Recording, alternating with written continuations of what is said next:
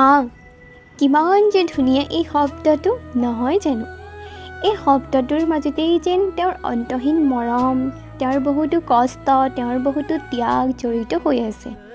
মা মানেই পৃথিৱী, মা মানেই শিক্ষক, মা মানেই বন্ধু, মা মানেই নিস্বাৰ্থ ভালপোৱা, মা মানেই আমাৰ জীয়াই থকা প্ৰেৰণা। এই ধুনীয়া পৃথিৱীখন তোমাৰ কাৰণতেই দেখা পালোঁ মা। মা বুলি ক'লে এটি হাঁহি বিৰিঙাই মুখত, মা বুলি ক'লে এটি সাহস জাগি উঠে মনত, মা বুলি ক'লে সকলোৱে ভয় নাইকিয়া হৈ যায় মনত। সঁচাকৈ তোমাৰ মৰম স্নেহবোৰ পৃথিৱীৰ কোনো মানুহৰ লগতেই তুলনা কৰিব নোৱাৰি। বাহিৰৰ পৰা উভতি আহিলে কেৱল এটা শব্দই চিঞৰো মাথো আমি, মা। আৰু মায়ে এটি মিচিকীয়া হাঁহি মাৰি কয়, কি হ'ল, ইমান জোৰকৈ মাতিছা যে? মইচোন ইয়াতেই আছোঁ। আজিও টোপনি মাৰোঁ তোমাৰ কোলাত তোমাক সাবটি ধৰি, আজিও তোমাৰ হাতত ধৰি খোজকাঢ়োঁ ভিতৰত।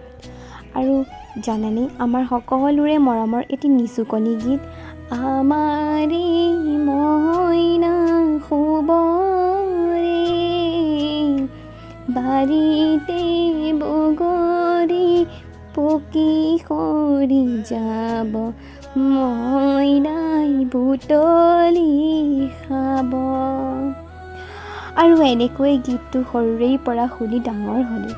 কবিতাটোৰ শব্দৰে প্ৰকাশ কৰিব নোৱাৰিম কিমান যে হিয়াৰ আপোন তুমি। তুমিয়েই শ্ৰেষ্ঠ, তুমিয়েই মোৰ মৰম মা।